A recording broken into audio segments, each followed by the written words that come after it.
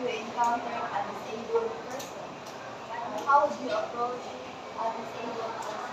Who would like to answer? Yes. I really hope the guys are.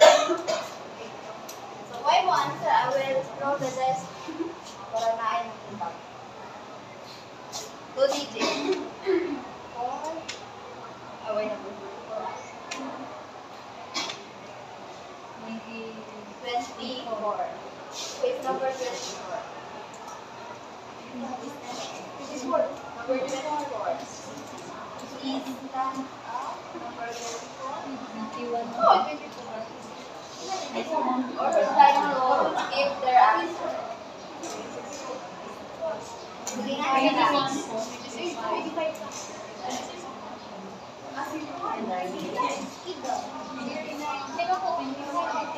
So, ina na lang class.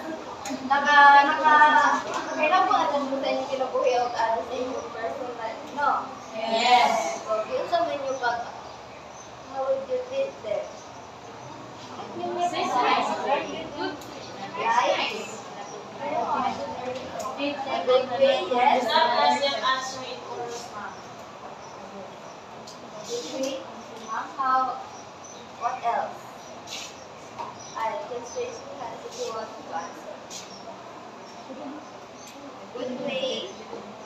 You can treat them with kindness and more show respect to people with disability. So I have here a chart,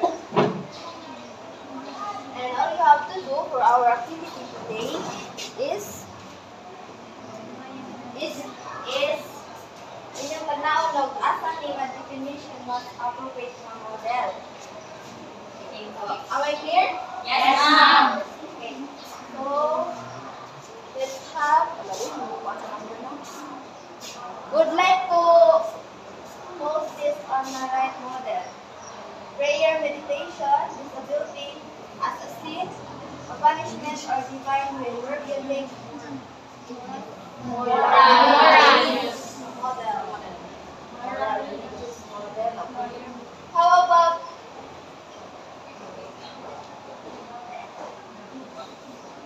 would like to answer for I think it one.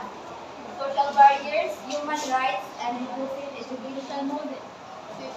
Yes, ma'am. Yes, ma'am. Patrick, would you like to answer? Social barriers, human rights, and inclusive education.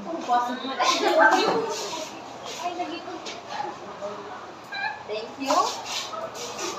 How about the others? Who would like to answer?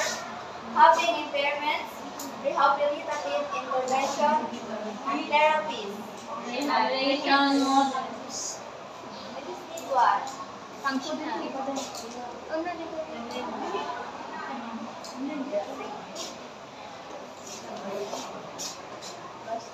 And the last one. Having deficits, Biomedical. diagnosis and medication. Biomedical Here, model. biomedical model, of course. So, have here now in the board on the model. Based on the chart, what are the models of disability? Moral religious model, functional rehabilitation model, biomedical model, social model, rights-based model, twin track approach. Thank you. That was the 4 models. We have 4 models of disability. Now I have. Now, how will you differentiate moral religious model from biomedical model? Anyone? Yes, Miss. Miss Pardo, do you want to answer? How will you differentiate moral religious model from biomedical model? Moral religious model is based on their moral belief, then biomedical model is which cured and to be fixed. Very good, thank you. How about, next question is, do you think biomedical model and functional rehabilitation model are quite similar in ways? Yes or no? Now, Mr. Char, do you think they have similarities? Yes or no? Yes. And why? Why do you think they have similarities? Yes, who would like to answer? Ma'am Jonas, would you like to answer?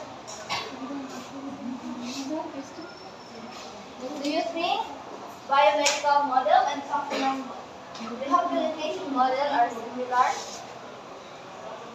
Yes or no? Yes, one says yes and try.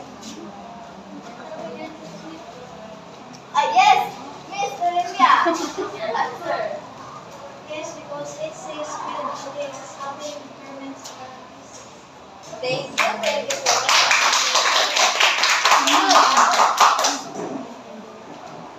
Muna ang mga. So let's proceed to the next.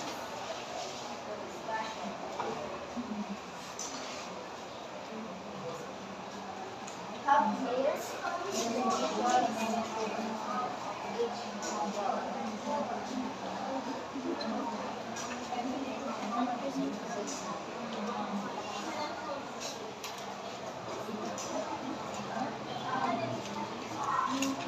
please read everyone the first sentences.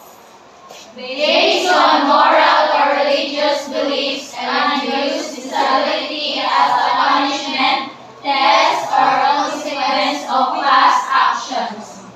It may lead to stigmatization and exclusion. So this is how moral or religious model views disability. So the moral religious model views disability as a sin or some kind of punishment or part of a divine plan. Next, read the sentences. The disability itself limits a person's functioning or ability to perform functional activities. These deficits then justify the need to undergo rehabilitative intervention like therapies, counseling, and the like. That is how the functional rehabilitative model views disability, that it considers disability as something that can be treated. Next, read everyone. Focus on pathology and impairment. Describes disability as a consequence of a health condition, disease or injury or trauma that can disrupt the functioning of a person in a psychological or cognitive way. What is pathology, by the way? It is the study of diseases. Pathology is the study of diseases and the causes of the condition. One ang pathology, and they view disability as it is caused by physical, medical, or cognitive deficits. It sees disability mainly as a medical issue. So that is the definition of biomedical model. In last, please read everyone. The social model views disability as caused by societal barriers rather than individual tendencies. Rights-based model and twin approach have promoted a holistic view recognizing both social factors and individual needs. That is the definitions of the four models of disability. Okay, by the way, it's moral and religious model. It Please explain. Sa moral religious model is kanakuan. So it views disability as a sin man, no? So they are the way they cure disability is through The way they cure, the way the way they consider disability. yes, the way they consider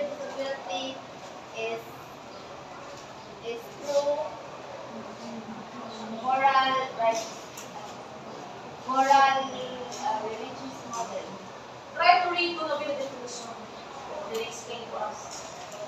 This one, ma'am.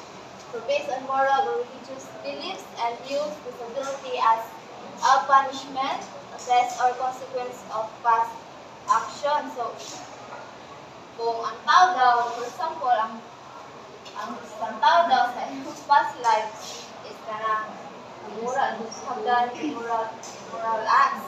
Muna karon, mo daw karon is he had that kind of disability like through his sins and past actions. Muna ang focus daw sa moral religious model. So questions? None? So, get some ano, so let's proceed to our next. Everybody eyes on me. Eyes on you. Did you hear me clap once? Did you hear me clap twice? Did you hear me clap thrice? Did you hear me clapping me? Repeat it. Okay, let me add explanation for moral and religious model. When we say moral or religious model, they consider disability as a first. Kung sa lagi pa, ang closer na to gaba, that is moral and religious model. That is the model of how we see disability. How about functional guide and rehabilitation model? The ability is treat siya through therapies. So what is the difference between functional or rehabilitation model and biomedical model? Ang biomedical model, para sila nga, So asa mo lang explanation earlier. So biomedical model is describe ability as a consequence of a health. Do not read. Explain. Buwan ka ng ang biomedical model is Ang biomedical model talks about medication, diagnosis, so nadala ang mga medicines may hatag. How about functional rehabilitation model? Can we consider that walay medication ana? na kay naman sila yung connected. So nasa na yung connection between. However, the difference is, aside from medication, there are therapies. And then that therapies could be a mean na method. Like, For example, sa kalakaw, diba, na ay mga exercises na dito sa rehabilitation. That is rehab. para So, ma-improve. do not take negative when we say rehabilitation. Because it is a process in how to have therapies. Kaya yung mindset that we have rehab drugs. No? It is a process on developing and curing disability. Though not medication. Supposed to be coming from a medication, after ana is therapies.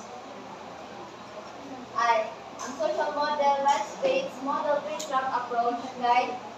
The word social model, mag-focus sa mga social priorities. Then, rights-based model, yung mga human rights. Consider ang mga human rights. And pre-track approach sa inclusive education is a system that promotes inclusivity to meet the needs of individual learners. So that is the pre-track approach. Okay, did you understand? Further is gonna be part of the concept, the combination of social model and right-based model in or twin-track approach ba to? In teaching and education. Yes, ang focus sa twin-track approach kay kanang promote like inclusive education for all. Sa classroom environment,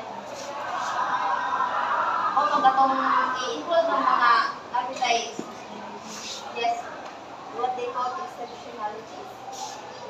At let's proceed to the importance and the purposes of the models of disability. And so the concept of disability has been existed for ages. So in the Bible it says that Jesus Christ has healed many people, diba? Like those who can see, who can walk. From this we can say that disability has been studied and discovered through ages. Then, until nanay mag-produce of mga stories, mga movies na mag-portray a disabled person. And the challenges he faced on himself and in the society. The model refers to the system of definition and theories about human disabilities. So, mo ang gamiton to provide a framework for discussion or to explain disabilities. Muna ang importance sa models of disability and what are the purposes of the models of disability when called?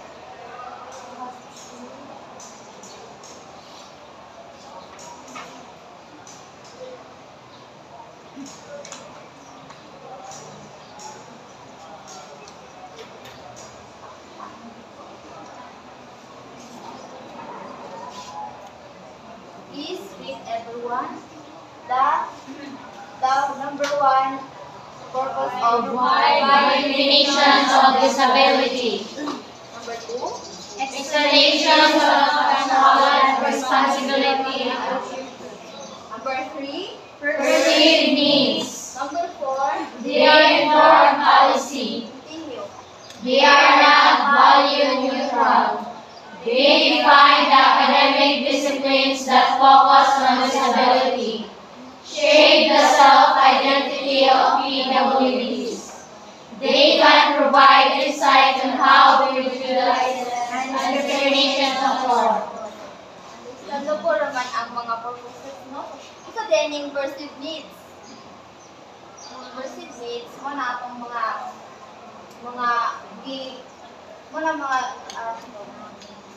utang na muna na to is mo kailangan or kailangan ko ating sa mga tao na meaning sa perceived needs. So,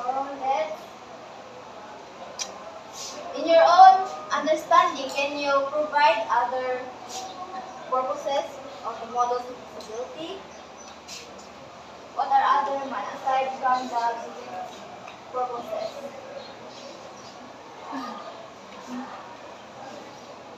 Anyone? Jonas, can you give examples? Challenge stereotypes. Thank you so much. Very good. The purpose of the models of disability can also challenge stereotypes naman para dili stereotypes di ay ilang i-general ng mga condition sa mga PWD. So, nag-guess na ba? Diba? Questions? Is there any questions?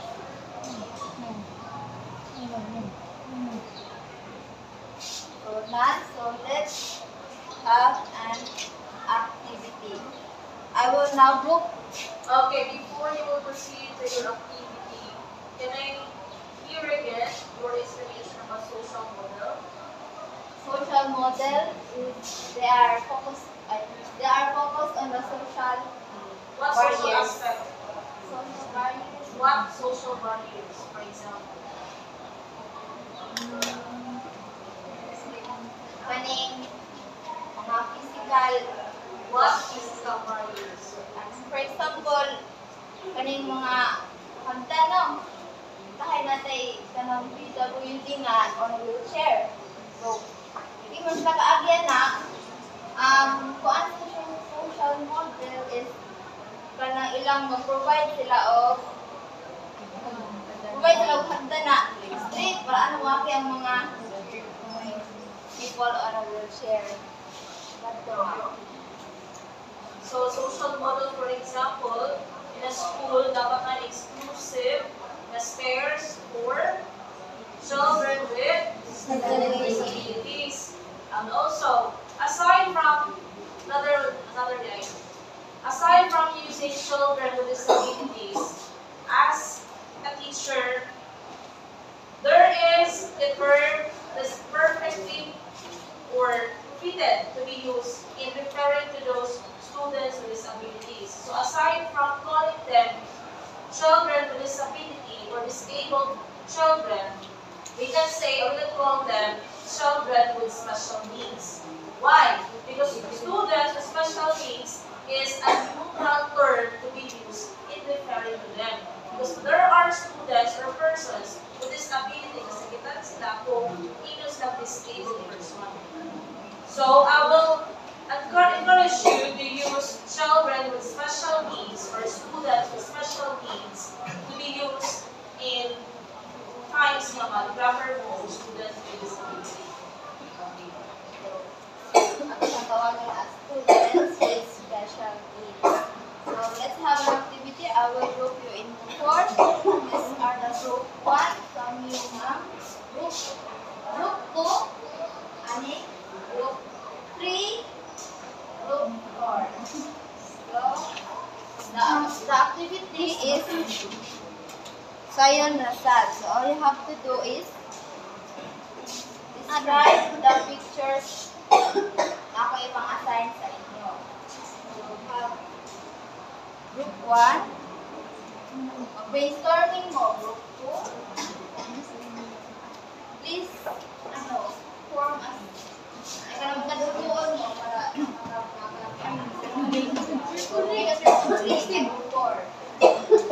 I will give you only 5 minutes.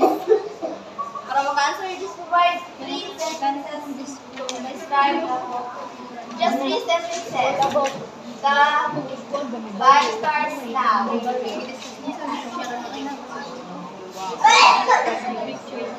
Please write. Don't forget to write your group number and the members.